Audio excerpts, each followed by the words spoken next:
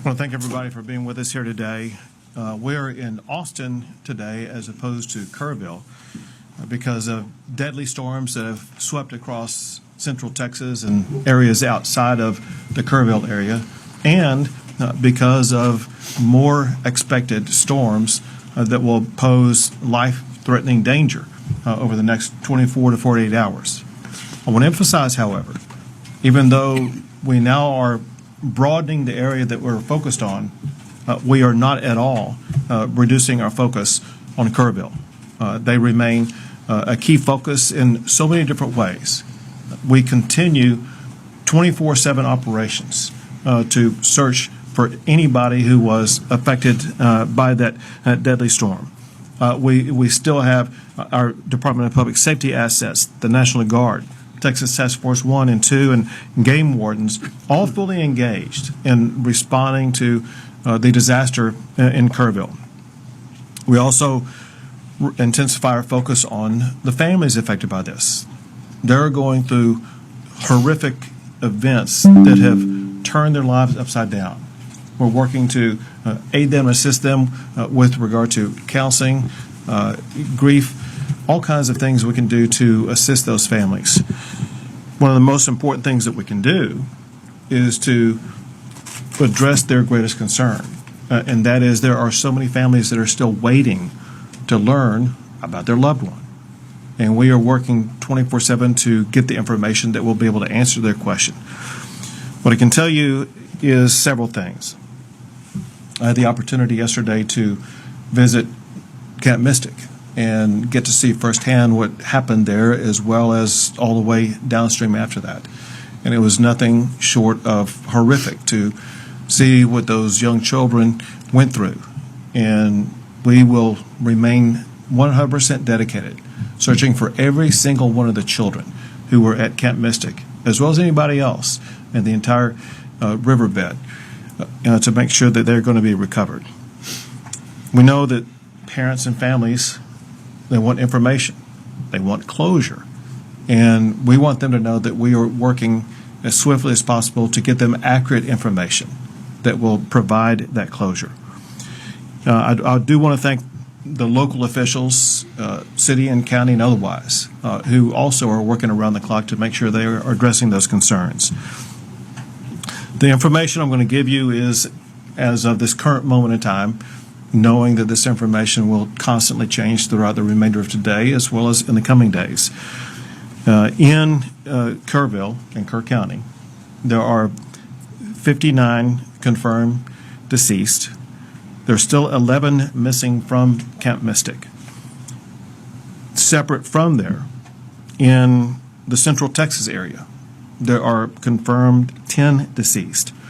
And across the state, in all the areas affected by flooding, there are 41 known missing. It's important to emphasize this, especially in the Kerrville area. There were so many people who were just camping out, not children in camps, but adults camping out near the river, people in RVs and things like that. There are people who are missing who are not on the known confirmed missing because we don't yet know who they are. We will maintain our ongoing search throughout the entire river system to find anybody who may be missing. One thing that could help this is if you are a relative or friend of someone that you think was in Kerrville or Kerr County that you think is missing, please contact the local officials in Kerr County and let them know that you have the name, identification, and other information about a person who is suspected to be missing. If, however, you don't have confirmed information about that and you're making phone calls, you are slowing down the process of the first responders being able to respond to those who are clearly identified as missing. If you're doing that, you're interrupting official business, and that could be potentially illegal. Call only if you have specific information. While we continue the search process in Kerr County, we are now also beginning the process of responding to the disaster that took place. Includes things like debris removal. Anybody who's seen any images whatsoever in the Kerr County area, you know there's debris all over the place that makes roads impassable, that makes reconstruction projects unachievable, that makes search process more difficult. And the state and local governments are working now on that debris removal process. That process is improved because of President Trump's swift declaration of our major disaster declaration. He ensured in less than 24 hours that major disaster declaration was approved, ensuring that state and local governments are going to have more resources to be able to respond to that disaster, more resources to begin the debris removal, more resources to help individuals who have been impacted by this, as well as local governments that have been impacted by this. Bottom line is this, and that is the swift and very robust action by President Trump is an extraordinary help to our response. I also want to thank Homeland Security Secretary Kristi Noem, with whom I spent the day yesterday in Kerr County. I've been doing this a long time, and I've never seen anybody as responsive and as quickly in her response as what she was yesterday. She didn't wait to get back to us. She was able to, in a matter of minutes, get answers to very important demands. And on behalf of the state of Texas, we cannot thank her or the Trump administration enough. I've also been in contact with, and people reached out from Secretary Kennedy, Secretary Burgum, and others that in the entire administration are a tremendous help. I also want to add that there are governors across the country that have been in contact with either myself or with Chief Nim Kidd or state agencies offering their assistance, including Sarah Huckabee Sanders, the governor of Arkansas, Kim Reynolds, the governor of Iowa, Jim Pillen, the governor of Nebraska, Bill Lee, the governor of Tennessee, Glenn Youngkin, the governor of Virginia, Josh Shapiro, the governor of Pennsylvania, the governor of the state of Oklahoma, and Governor Landry in Louisiana. And again, I'm sorry if I missed some. I know there's others that are constantly reaching out. We're here, as I mentioned, in Austin today because there have been lives lost in this greater region. And importantly, there are dangers over the next 24 to 48 hours that could pose public safety threats to people in these regions. There is heavy rainfall that's already occurred, and there's more heavy rainfall that's expected that will lead to potential flash flooding broadly in these regions: the Big Country, Concho Valley, Central Texas, and once again, Kerrville. The point is this: if you're in any of those regions, you need to realize, for one, you're in an area with land that's already saturated with water. But for another, when more water comes down, it could lead to rapid flash flooding events. Now, there's nothing expected at this time to the magnitude of what was seen in Kerrville. That said, flash flooding can occur at lower levels of water than what happened in Kerrville. It's a particular threat for people who are driving on roadways. Some of the lives lost in Central Texas were people who were swept away in vehicles or in similar crossing type situations. Know that rising water on roads can occur very rapidly. You may think that you could drive through it, only to find out when you're in there that it's too late and that you're getting swept away. And so we urge everybody to be extraordinarily cautious for the next 24 to 48 hours. If there's any water on the road, you got to be safe. There's an old saying for a reason, because it's true, and that is, turn around, don't drown. You don't need to get from point A to point B if it's going to risk your life. Your job, the most important thing you can do, is to protect your lives. And taking a step back, for all of us up here, that's our number one job. We put public safety first, and we'll worry about the physical damage second. There are still public safety issues and lives to be saved in Kerr County. There are lives to be saved in all these regions that I just mentioned here. We want our fellow Texans to be safe and secure, and you can do more about that yourself than anybody else can.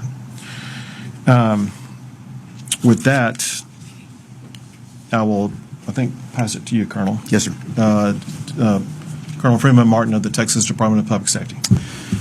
It's been a tough 3 days for Texans, and I can assure you here at this table today that everything that can be done is being done. Currently, we have operations going on in several different counties.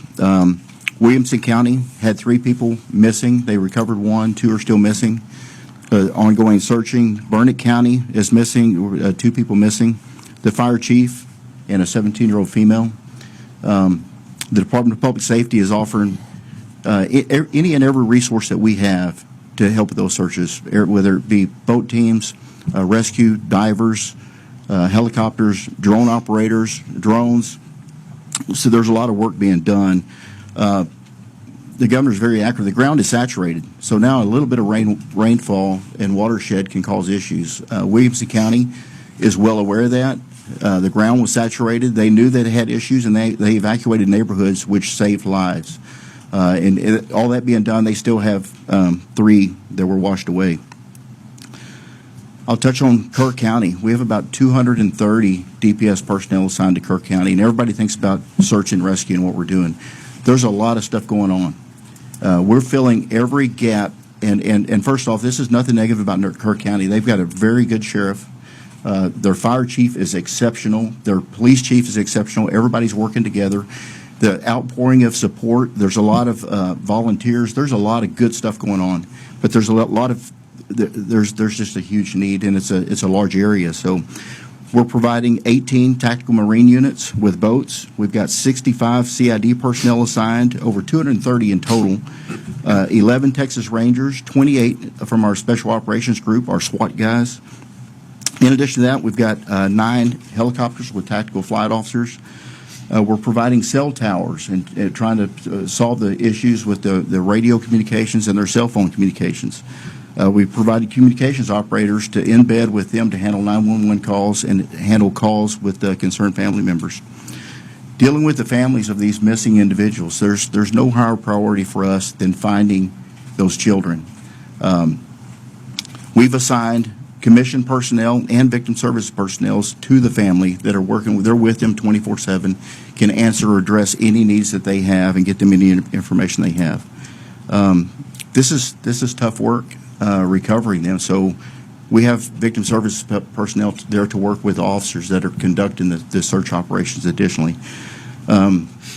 We have some unidentified individuals at the funeral home, adults and juveniles.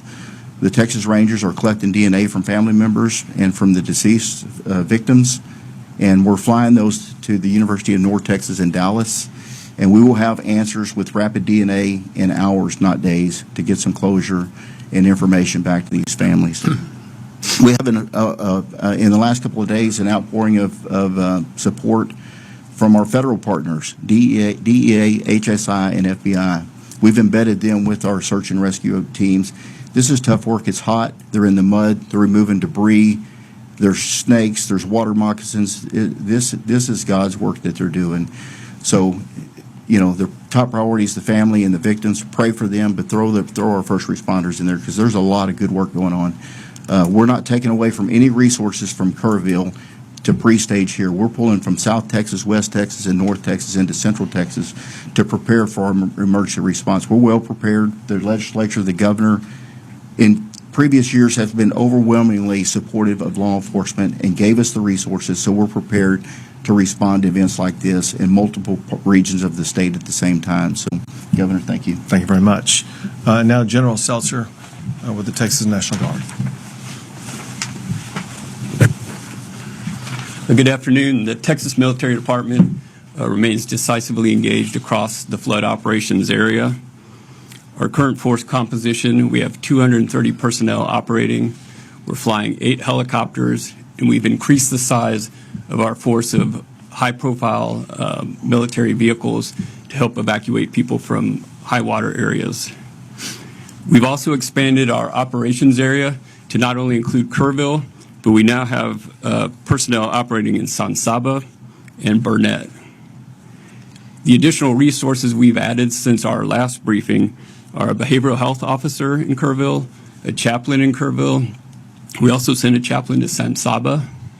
We've expanded the state's Air Operations Center, which is a multi-agency air coordination center hosted by TMD, but it includes every agency that operates across the interagency in Texas. So inside that operations center, we can ensure that the right asset is going to the right location to do the right job.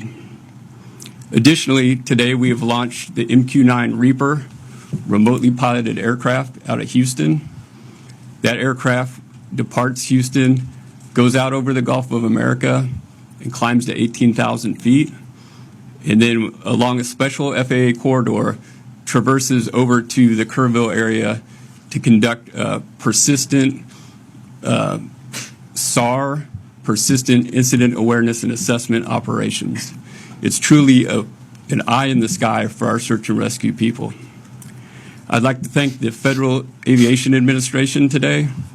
Due to weather at 18,000 feet, we could not transit from the Gulf of America to the Kerrville area. The FAA granted a temporary flight restricted area through a lower altitude, which allowed our aircraft to safely transit across Texas and operate in the Kerr County area. In terms of rescues and evacuations for the Texas Military Department, we have a total of 525 rescues or evacuations. 366 have been by air and 159 by ground. Of those count, 20 ground evacuations occurred in San Saba and 5 air evacuations occurred in Burnett. And that concludes my brief. Thank you, Governor. Thank you. Now with the LCRA, there you go, Phil. Yes, sir. Good afternoon. I'm Phil Wilson, General Manager of the Lower Colorado River Authority. I think the most significant message we have in the general area right now is that if and when we get more rain, please stay off the lakes. The lakes have a lot of debris right now. It's not safe to be boating. It's not safe to be out there. We'll let you know when it is, but critically, stay off the lakes. It's July. People are used to summer, and this is not a good time to be out there. So, to echo, we're working very closely with law enforcement. We have our rangers deployed to Burnett County right now with our mobile command center, trying to support the activities up there. It's a partnership working all together with law enforcement, TNM, and everyone that's showing up to help assist. It's a very critical time for us. Next, what the governor said, we have a lot of saturation. We opened gates up at Wirtz and Starkey the last couple of days. Those are closed right now. We're ready just in case we need to. We've added more than 350,000 acre feet to the height of the lakes of Buchanan and Lake Travis. We're 67% full. We have a lot of room in headroom in case more water does come in to make sure those reservoirs do what they're supposed to do, which is to capture the water for the future and protect against flooding. Thank you, Governor. Very good. Now, Chief Jim Kidd. Thank you, Governor. And I want to remind everyone, life safety is still our number one priority. And what I mean by that is, and Colonel Martin said it very well, Kerrville and Kerr County have great local emergency managers and responders. They really do. But they're a community of about 55,000 people. And they had a lot of people there that were not from that area visiting, vacationing. And their resources, and this is what the state government does when a local community gets overwhelmed, is we send in additional resources. So our hats are still off to all of those local responders that live and work in that community, and that their homes and families were also impacted, and they're still there on the job. We owe them a great amount of gratitude. Second, we continue with our search, not only in Kerr County, but everywhere that we know we have missing people. And I need your help in being very cautious. Let's not get wrapped around the axle on the word recovery. You're going to start hearing the word recovery used in a lot of different contexts. Be very careful how you use that word, because I'm going to be careful how I use that word as well. We are going to begin recovery operations. That is debris cleanup. That is opening roads. That does not mean we are no longer doing search for live victims, because we still are. We are still out there in very much hopes, very much fueled by the compassion that we show for these families, that we're doing everything we can to find their missing loved ones. So please help me in making sure that we're not wasting our time and efforts on debating over the meanings of words. Let's get clarity when we ask those questions. Second, I'm asking, we've driven around Kerr County and the other areas a lot. We have a lot of people that are traveling in because they want to see firsthand the damage. I'm asking you, if you're not from the community and if you're not involved in our response and rescue and recovery efforts, stay out of the area. Stay out of the area because you don't know the area. Another thing I'm getting right this minute during this press conference is reports of an additional wall of water coming down some of the creeks going into the forks. And I want you to think about that for a second. If you're not from that area and you don't know the low water crossings, you could find yourself in a very dangerous situation. The next thing is we see a lot of information on social media about volunteers and spontaneous volunteers being frustrated because they can't help. We are evacuating parts of the river right now because we're worried about another wall of water coming down in those areas.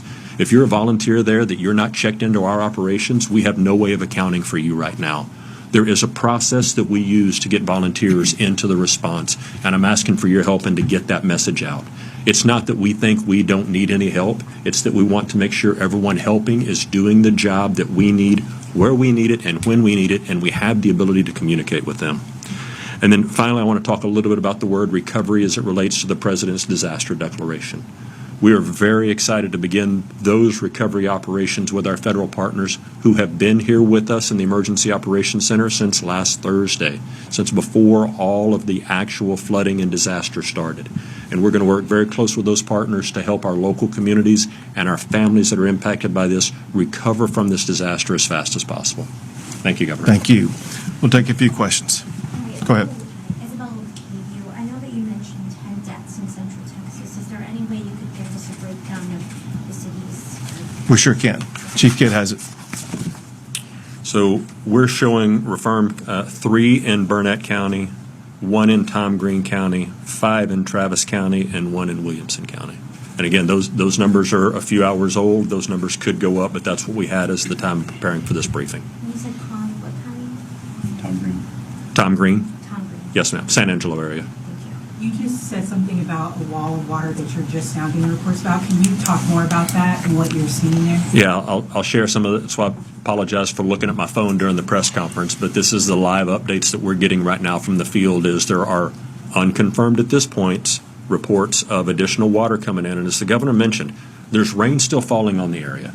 It's not going to take the same amount of rain that caused this damage to make the current water levels rise up, right? Because the ground is already saturated. So any rain that falls can be perceived as life-threatening rain. And so if you're in a low-lying area, we need you to move yourself out of that low-lying area. We've got DPS aircraft that are flying up to try to find this wall of water right now, and the people in the reported areas, again, unconfirmed, that are on our communication systems, we're asking them to get out of the water and out of the way so that we don't wind up having to do additional rescues. Governor Go ahead. Alabama, CBS Austin, you had mentioned that there are dozens of Central Texans missing. Local resources can't continue searching in the dark of the night. Does this federal disaster declaration mean that we have federal resources to continue searching when it's pitch black? Sure. Well, first of all, on the federal disaster declaration, it applies right now to Kerr County. Let me go back. Let me see the total, my disaster declaration counties. So let me walk you through this. So I made an original state disaster declaration, and then I amended it to add more counties. Let me first go back over those counties, then I'll explain to you what's going on. Under the state disaster declaration includes the following counties: Bandera, Bear, Burnett, Caldwell, Koch, Comal, Concho, Gillespie, Guadalupe, Kendall, Kerr, Kimball, Llano, Mason, McCullough, Menard, Reeves, San Saba, Tom Green, Travis, and Williamson. That means that because of that the state is providing additional resources for those counties and state-based assistance. On the federal disaster declaration, for the time being, that includes only Kerr County. And they are waiting to see the magnitude of what happens in other counties before they may potentially expand the federal disaster declaration to include other counties. So for now, local resources have to stop search and rescue efforts when they fall. That's not accurate. We have drones and helicopters that have thermal and night vision and FLIR where they can search at night. Our special operations groups have that. And, at the law enforcement level, we don't really wait for a federal declaration. the feds come. They're there. They're helping. They offer assets and resources. This helps with funding and additional resources and bringing in from out of state. But our local federal partners they're very involved. So we've, of course, we're a lot more productive during the day, but we search at night and we're seeing some really good results, which is good. But the bad news is you will see the death toll rise today and tomorrow. One other thing to add to that is the U.S. Coast Guard, part of the federal government, was here working long before the declaration was granted based on our partnership and relationship. So we still have Coast Guard assets here, and they will operate at night as well. Thank you for the question. Go ahead. Bayless Law across the American States. Could you talk a little bit more about the warnings that local officials got, the way that the state and federal government communicated with local officials, and whether you believe that these deaths were preventable? So there were multiple steps taken by the state that I'll let Chief Kidd talk about, but the state began setting up operations in preparation for what could happen in Kerr County. It happened in the early morning hours of the 4th, which is Friday, and the state had pre-positioned assets and resources in and around that area beginning on Wednesday before the storm on Friday. As we learned more on Thursday, more assets were provided in various regions. We knew, based upon predicted weather, certain regions where the rain may fall. There was an inability to know precisely where that rain was going to fall and how much was going to fall, where it did fall. And as far as what the locals may have done, Chief Kidd may know more than I, but I would leave it up to them to let you know. And listen, thank you for the question. We need to spend a lot of time trying to answer this question because from a technical perspective, there are multiple warning systems that are out there. And all of us can choose to sign up for warning systems in certain areas depending on the local government that we're in and the way that their system works. There's a lot of talk about a program called WIA, the Wireless Emergency Alert, and IPAWS, the Integrated Public Alert and Warning System, and how they work or sometimes don't work. And then you have areas where there is no cell phone coverage. And if there's no cell phone coverage, it doesn't matter how many alert systems you sign up for, you're not going to get that. And then there's the NOAA weather radios from the National Weather Service. I'll ask you, how many of you have a NOAA weather radio by your bed at home?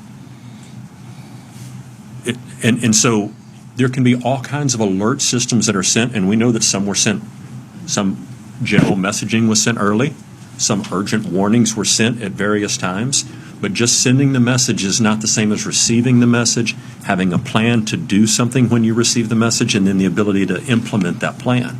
And so I really would love to have a separate conversation with all of you about how we can continue to get the message to the public about what they need to do when they get a message, what they should do when that message is received, and how they communicate that back to their loved ones and family members.